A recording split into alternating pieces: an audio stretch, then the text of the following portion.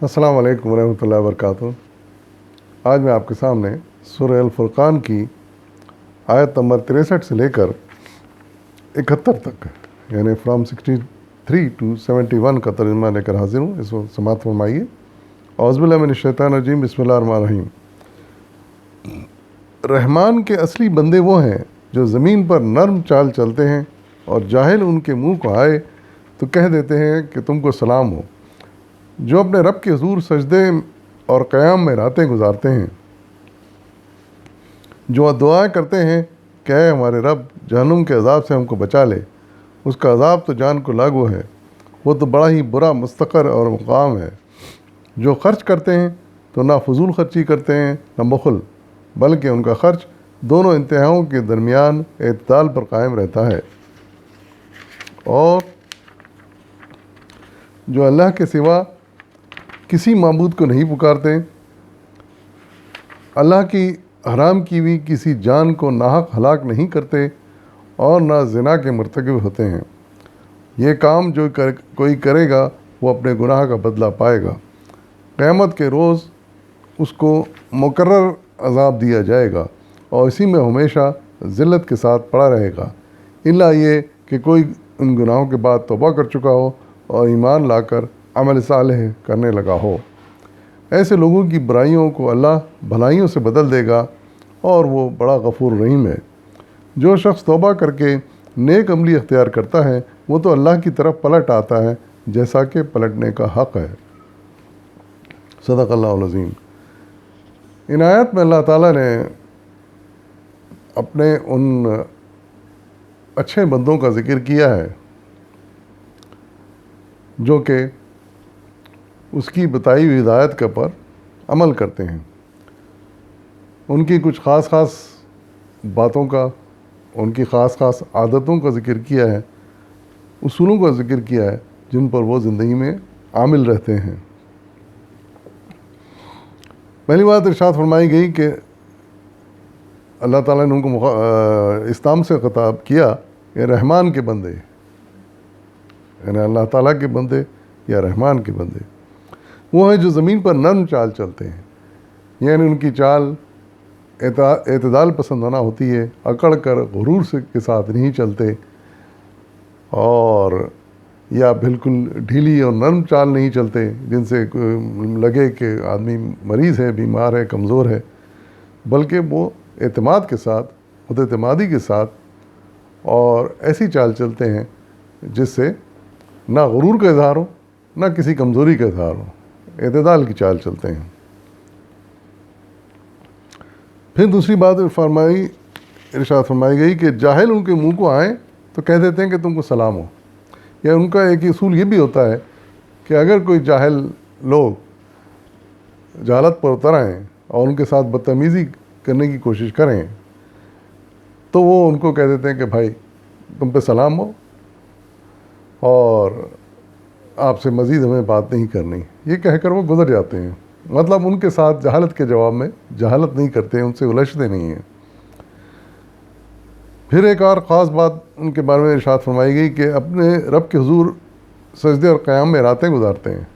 یقیناً جو ایمان والے اچھے بندے ہیں اللہ کے، ان کا یہی اصول ہوتا ہے کہ 5 وقت کی نماز پابندی سے پڑھتے ہیں، اور رات میں بھی کچھ وقت عبادت کے لیے نکالتے ہیں، جس میں پہلی عبادت تو عشاء کی نماز ہے، اور پھر جن کو وقت ملتا ہے، توفیق ملتی ہے، اور جن میں اتنی استطاعت ہوتی ہے، ہمت ہوتی ہے، وہ پھر رات میں تہجد میں بھی اٹھتے ہیں اور دعائیں کرتے ہیں اور اللہ کو یاد کرتے ہیں، اس کا ذکر کرتے ہیں۔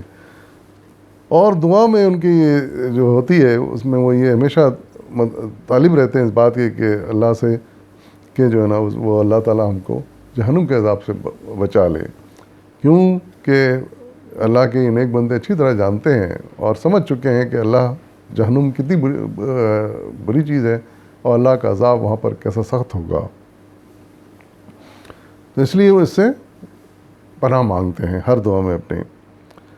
یہ جو ہم دعا مانگتے ہیں ربنا آتنا فی الدنیا حسنہ وفی الآخرۃ حسنہ وقنا عذاب النار، اس پہ آخری جملہ بھی یہی ہے کہ ایک تو یہ کہ ہمیں اللہ تعالیٰ دنیا میں اچھا عطا کر، آخرت میں بھی اچھا عطا کر، اور ہمیں جہنم کے عذاب سے بچا لے۔ پھر ان کی ایک خاص اور عادت کہیں، آپ کے اصول کہیں، کہ یہ ہوتی ہے کہ وہ خود خرچ کے معاملے میں اعتدال پر قائم رہتے ہیں۔ کسی بھی معاملے میں اگر ضرورت ہو تو ضرور خرچ کرتے ہیں، لیکن اعتدال کے ساتھ۔ یہ نہیں کہ کسی کو دینا ہو تو بے حساب دیے جا رہے ہیں، اور دوسروں کا خیال نہیں ہے کسی ایک کو دیے جا رہے ہیں، ایسا نہیں ہے۔ جتنی ضرورت ہو اتنا ضرور دیتے ہیں، جتنی ضرورت ہو اتنا اپنے پر ضرور خرچ کرتے ہیں، اس میں کنجوسی نہیں کرتے۔ ایسا نہیں ہوتا کہ وہ ان کی استطاعت بھی ہو، جیب میں پیسے بھی ہوں، اور پھر بھی وہ کنجوسی سے کام لیں، اپنی ضرورت کی کوئی چیز پوری نہ کریں۔ ایسا نہیں ہے، اللہ تعالیٰ کو یہ پسند نہیں۔ اللہ تعالیٰ نے مال و اسباب دیا اسی لیے کہ انسان اپنی ضرورتوں پر خرچ کرے، لیکن اس میں ایک اعتدال ہونا چاہیے، اور نہ حد سے زیادہ ہونا چاہیے، نہ حد سے کم ہونا چاہیے۔ یہی اچھے مومنوں کا اصول ہوتا ہے، جسے اللہ تعالیٰ نے یہاں بیان کیا ہے۔ پھر یہ تو بات فرمائی گئی کہ اللہ کے سوا کسی اور معبود کو نہیں پکارتے، سوال نہیں ہوتا۔ وہ تو یہ سمجھ کے جو ہے نا اللہ تعالیٰ کو پکارتے ہیں کہ اس کے علاوہ کوئی معبود ہے ہی نہیں۔ وہ ہر قسم کے معبود سے انکار کرتے ہیں، اور یہی ایمان کے ایسے لوگوں کی ایمان کی بنیاد ہوتی ہے۔ پھر ایک بات ارشاد فرمائی گئی کہ حرام کی بھی کسی جان کو ناحق ہلاک نہیں کرتے، یعنی انسان تو درکنار، انسان کی جان لینا تو بہت بڑا اور بہت برا کام ہے، اور اس کی تو کوئی معافی نہیں ہے۔ یہ کسی جانور کا بھی جان خواہ نہیں لیتے، کسی جانور کو بھی تنگ نہیں کرتے، اور خواہ ان کو ہلاک نہیں کرتے۔ کہاں ضرورت ہو تو ضرور یہ کام جائز ہے، کیا جا سکتا ہے۔ پھر ایک اور خاصیت یہ ہے کہ وہ زنا جیسے برے کام سے دور رہتے ہیں، یعنی ناجائز جنسی تعلقات کسی سے قائم نہیں کرتے، صرف اپنی منکوحہ بیویوں سے ہی تعلق اس طرح کا رکھتے ہیں۔